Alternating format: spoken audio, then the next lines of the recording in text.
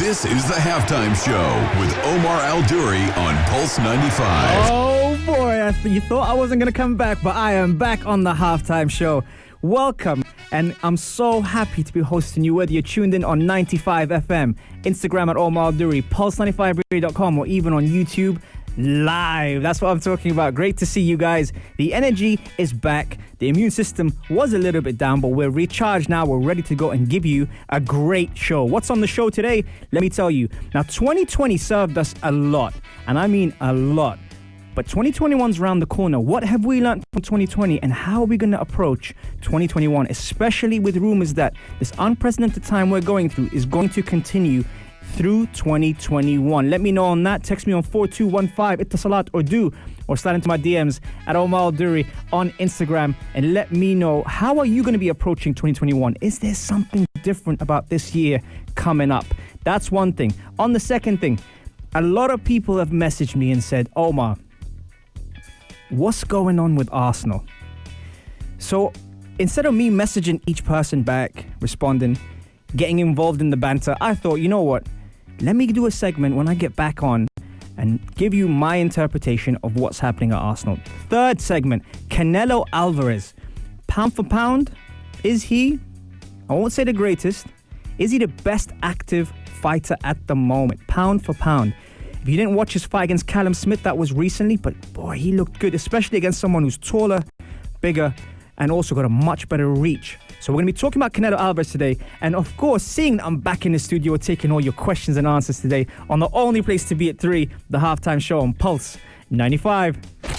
This is the Halftime Show with Omar Al-Duri on Pulse 95. Salam and welcome back to the Halftime Show with Omar Al-Duri. I'm your host, covering everything sport, international, local. Wow.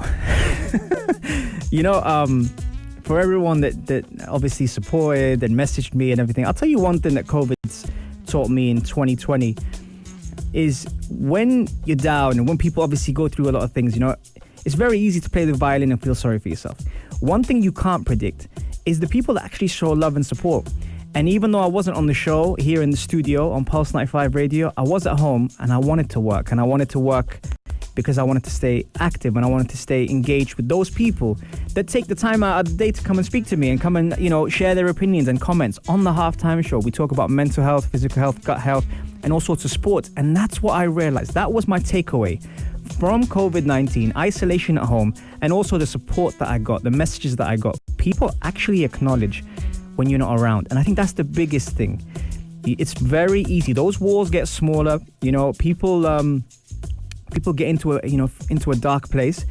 But that's what 2020 has taught me.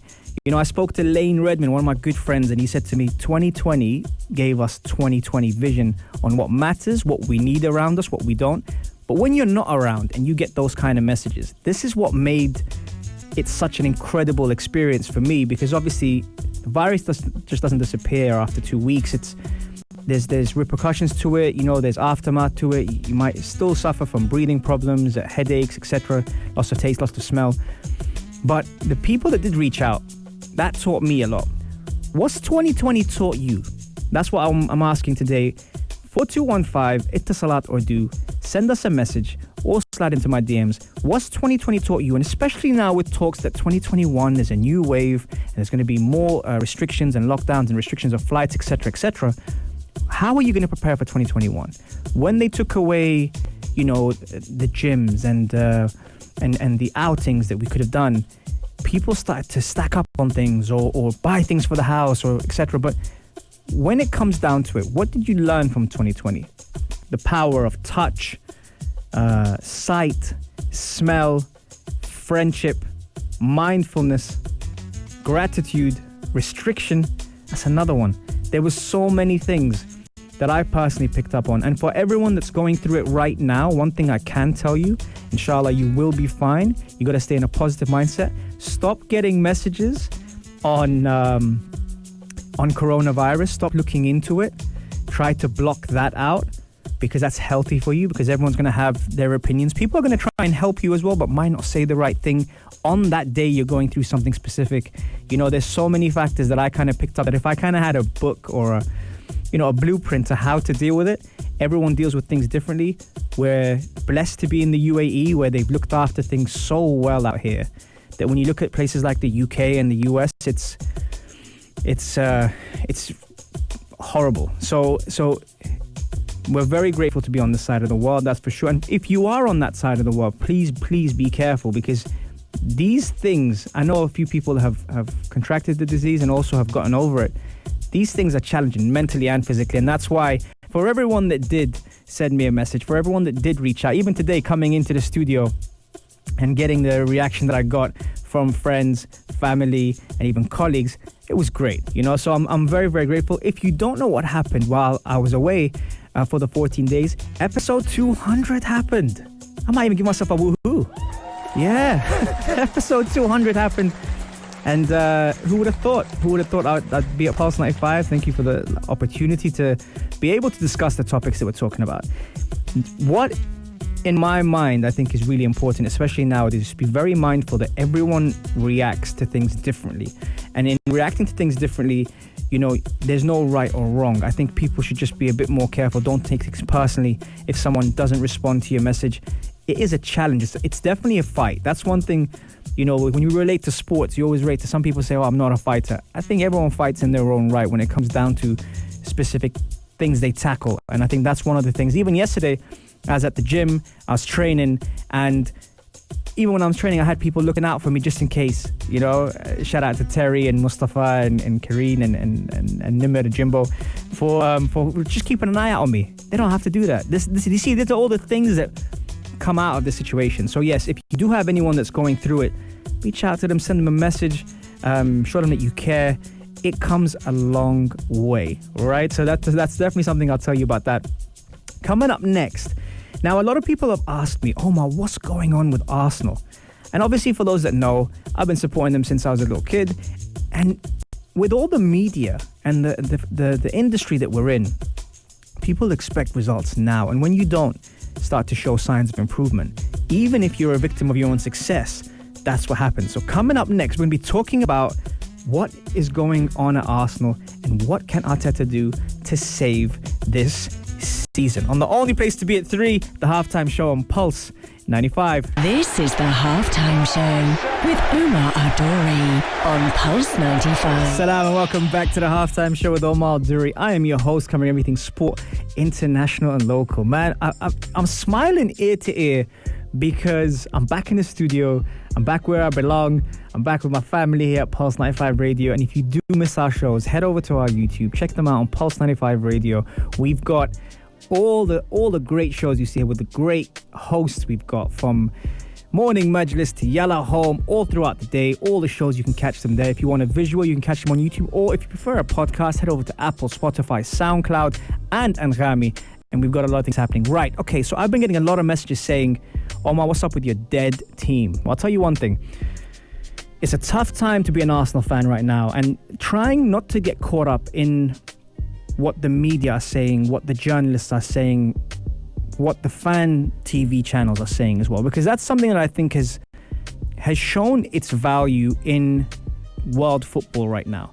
Not just fan TV, but the fans not being at the stadium and the voices that get even louder when they're not at the stadium, because obviously they're not cheering for their fans, so they're able to voice their opinion through Arsenal Fan TV and all that kind of stuff. Now, I've got friends there at those channels, so I'm not one to bash those channels, but one thing I will say, I was trying to make some sense out of what's going on and why Arsenal are doing so badly right now with Mikel Arteta. Now, last year, Mikel Arteta came on and, well, not last year, last season, because we're still in the same year, came on board. Obviously never had managerial experience. He was number 2 to Pep, but he has been an apprentice from many managers all across the world, including Arsene Wenger, Pep Guardiola, etc. So he's come on board with his own ideas. He came on board and put together a plan moving forward. That plan won him an FA Cup and a Charity Shield, which was based on results and not on performance. Try and bear with me now while I get through this. Results-based is very different to performance-based. You can't please everyone. Fans obviously want performance as well. So last year, with the players that he had, and the players that have gone through 3 or 4 managers who've been quite inconsistent, to say the least, and very, very poor compared to the big clubs in Europe, which is something they used to compete with. Now, expectation-wise, it's a whole different ballgame because now, since he's almost a victim of his own success and he's won the FA Cup and he's beaten teams worthy of it. So not like teams where he had an easy ride, got to the final and beat a good team. He's beaten Liverpool, he's beaten City, he's beaten teams to be able to say he justified, winning a trophy. Right, so that was the first thing. Some teams with great managers still haven't won a trophy. So it's not that easy, especially how competitive the English league is. So as victim of his own success, he comes into this year and purchases two of his players, Gabriel, who's been the player of the month for Arsenal for every single month, and Thomas Partey, who's been injured prior to coming here. The one performance that obviously came on and secured a great win and the only win in 10 games is against Manchester United, who we're going to talk about later, thanks to Spicy for that. So with that in mind already, yes, Willian has come on and been ineffective, but because he started to get his players in, he now is looking at performance-based games. So he wants to dominate games. Now, where tactically it was a bit naive is facing, let's say, for example, we take the North London derby, facing a team like Tottenham. Now, when you look at a team like Tottenham and having lost the last 3 games, you know why. The team like Tottenham is set up quite obviously, and we all can see it. They're set up to be able to defend in blocks, not to concede much space in between the lines, and to be able to hit on the counter-attack through Son and Kane. If you don't try and take the game to them, and if you do exactly what they do, they tend to find it challenging. Example, Chelsea. When Chelsea faced Tottenham, the reason why Tottenham beat Manchester United and beat Arsenal is because those teams thought they were better than them in playing football, which might be the case, but that's not on results, that's on performance. So you're performing well, but you're not getting results. See now I'm kind of trying to bring this together. When Chelsea played Tottenham, Chelsea sat back and did exactly what Tottenham did, and that's why they got a draw. So they played not to lose, and that's different to playing to win. Now, the difference between Chelsea and Arsenal are many things. The squad, how much they've invested, etc. But also, Frank Lampard has had a year of management over Arteta. So taking a point from that Tottenham game is not a bad thing when it picks up a run to be able to start winning games, which is exactly what Chelsea have been doing. And that's the difference between Chelsea and Arsenal in terms of the tactical approach facing teams, especially of that magnitude, to be able to keep the momentum going. See where I'm going with this now? So the idea that Arsenal are a soft touch, I think, is lazy journalism. And they might record this and they might send it to all those people who said Arsenal are a soft touch, who have more experience than me in the game, rightfully so. But if Arsenal are a soft touch, then that means they wouldn't be getting red cards, wouldn't be as aggressive as they are. So I think that myth is gone now. I think the idea of saying that, Arsenal are lightweight, you can move them out the way. You can't move them out the way. That's the thing. One thing I will criticize is controlled aggression is something they need to work on, because it's all good. You've heard Luiz and Ceballos having, a punch up in training, which happens, by the way. For those people that have been in teams, who have been behind the scenes, it does happen. It's not right, but you square off, you get it out the way, and you move on. And you work together for one goal. So you saw Ceballos and Nketiah in a spat during half-time. But this is the thing. Controlled aggression is where it needs to go at. Performance-wise, Arsenal haven't been that bad. Results-wise, they've been woeful. 1 in 10 is not good enough. How many goals they've conceded compared to how many goals they've scored. Last year, they focused on the defense, formation-wise. Now, what is Arteta going to do to try and get out of the spell? Because it's very, very easy to be able to say that the next fixture is Man City in the Cup, Chelsea in the league, and then Brighton away. All those games can be lost. So what does he do? He sets up what worked for him last year. He takes away the idea of trying to outperform teams and is focused on results only. Thomas Partey, we don't know how long he'll be out for. Gabriel should be back from suspension soon. Xhaka should be back from suspension soon. Bellerin, I don't think is good enough. But the idea is playing a 3-4-3. The 4 that are across the middle predominantly are defensive-minded players, and what that does, it allows the 3 up front to be able to attack with freedom, which is something they haven't been able to do. So the 3 across the back, the 4 across the middle with the 2 wing backs, normally that would be Tierney and Bellerin or Maitland-Niles or Saka and Suarez. Regardless, he's got options with that. The two in the middle would then have to be fought for, and that goes through people like Mohamed Denini, Xhaka, Ceballos, Thomas Partey when eventually he does come back, and Willock. And then the three up front, again, Aubameyang, he's got a calf injury at the moment, so he will miss the City game. But looking at that tells you the idea. Pepe has to start. He has to play. I don't think Nketiah has justified, even though he's top scorer for Arsenal, it's not much when they're not scoring. Lacazette needs to be brought back in the side, and I think Martinelli has to play. So Martinelli, Lacazette, and Pepe need to play a run of games. Aubameyang will be out, and I think that's a good thing for him as well to get some rest. But that's my take. What's your take on Arsenal? How are Arsenal going to save their season following their woeful start? Coming up next, we're talking about Canelo Alvarez. Is he the best pound-for-pound fighter active at the moment? And what still motivates him to get in that kind of form? On the only place to be at 3, the Halftime Show on Pulse 95. This is the Halftime Show with Umar Adouri on Pulse 95. Sure is that time. It's the Halftime Show with Omar Adouri. I'm your host, covering everything sport, international, local. Wow, thank you very much for tuning in and staying in touch with us here all throughout the shows, even during the break as well. I'm still getting people throwing their comments, messages. Florin, Hatem, Spicy, Erij, everyone dropping their 2 cents on what we spoke about today. And if you did miss our show, Apple, Spotify, SoundCloud, and Ngami on the podcast or even YouTube, show some love, smash a like, or even share it with your friends. We got some wicked shows on there. Right, okay, we spoke about 2020, what it's taught us. What is 2021 going to be like? We spoke about what's happening at Arsenal, unfortunately. And we're also going to be talking about Canelo Alvarez. Now, Canelo Alvarez fought Callum Smith in the super middleweight title in boxing. And it was great to see because, you know, sometimes when you reach the levels that Canelo Alvarez has, you kind of question what's his motivation to stay in it.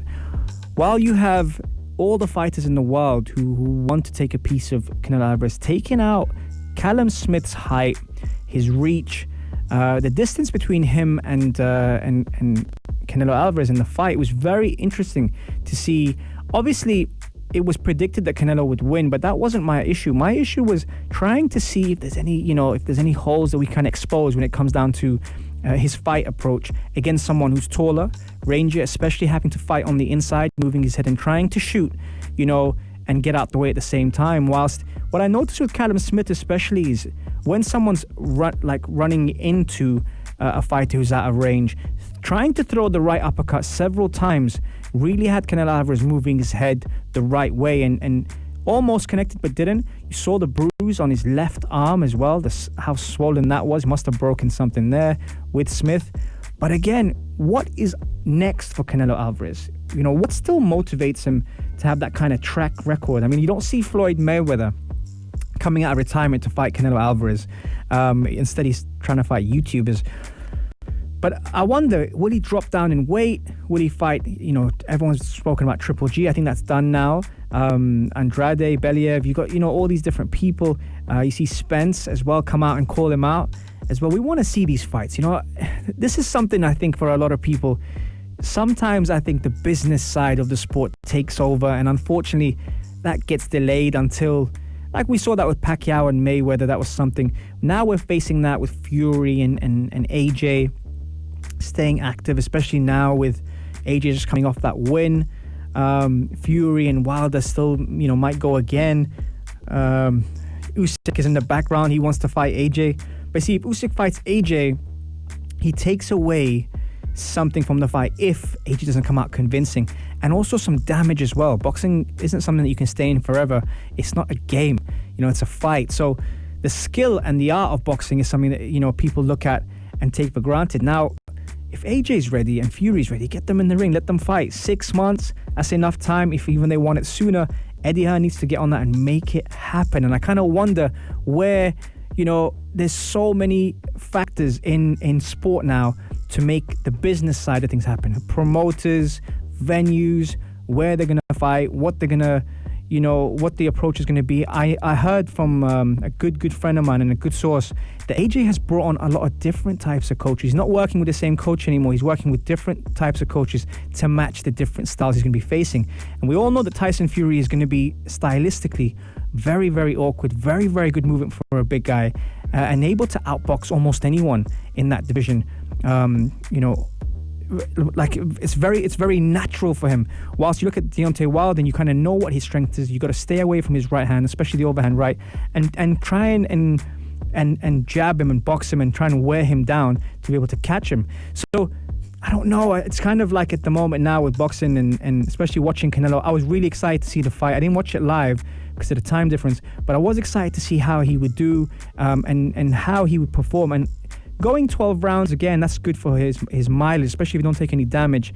But Callum Smith, again, a credible fighter, but I think Canelo's in a world of his own. I think he's in a league of his own, and that's why I think he's probably the best pound-for-pound active fighter at the moment, considering that, what is active, what is, will he drop down a division just to make it more challenging? I mean, I don't know. What do you guys think? 4215 Itasalat or do. Coming up next, we're answering your questions and also telling you what's coming up this week. We've got a special guest on Wednesday on the only place to be at 3, the halftime show on Pulse 95. This is the Halftime Show with Omar Adori on Pulse 95. Yes, it is sure that time, and it's almost full time on the halftime show. I'll tell you one thing: the United fans are out, and they're talking on my Instagram live at Omar Duri, telling me about,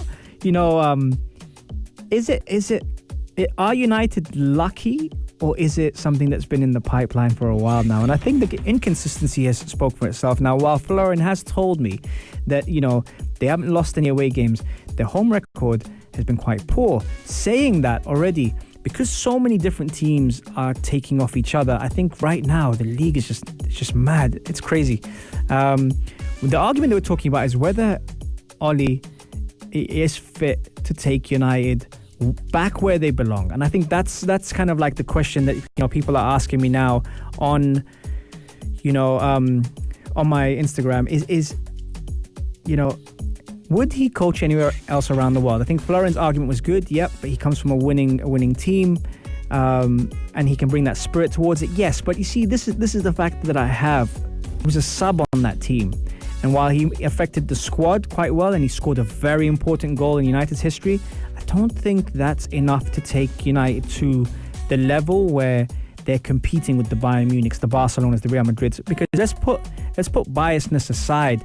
It comes down to bringing back these teams. We spoke about Arsenal earlier. We're speaking about United now. Bringing back these teams where they belong. Hansi Flick took Bayern Munich from 5th position to win 5 trophies. And although he didn't win Manager of the Year, Mourinho's comments were quite funny about that. It still tells you that he's now elevated them back to where they belong. If they just win the league, it doesn't say anything about Bayern Munich because they win the league every year. So you see, it depends on expectations. It really does come down to expectations on what you're expecting, what your objectives are. And I think coaches nowadays, they're there to focus on the coaching, the staff that they have. There's an entourage of about 30 people on the team, from technical, director, relations manager, loan manager. You got all these people that are there as part of the setup to be able to help you kind of elevate your team to the next level. So I don't know whether United, yes, if they win their game in hand, they'll be 2 points behind Liverpool, but I think Liverpool are in a league of their own. I think that's something that, overall we look at and say, wow, not just because they won the other day 7-0 or anything, but who they bring on off the bench. Even though Van Dijk's been out and Gomez has been out, Trent was out for a while.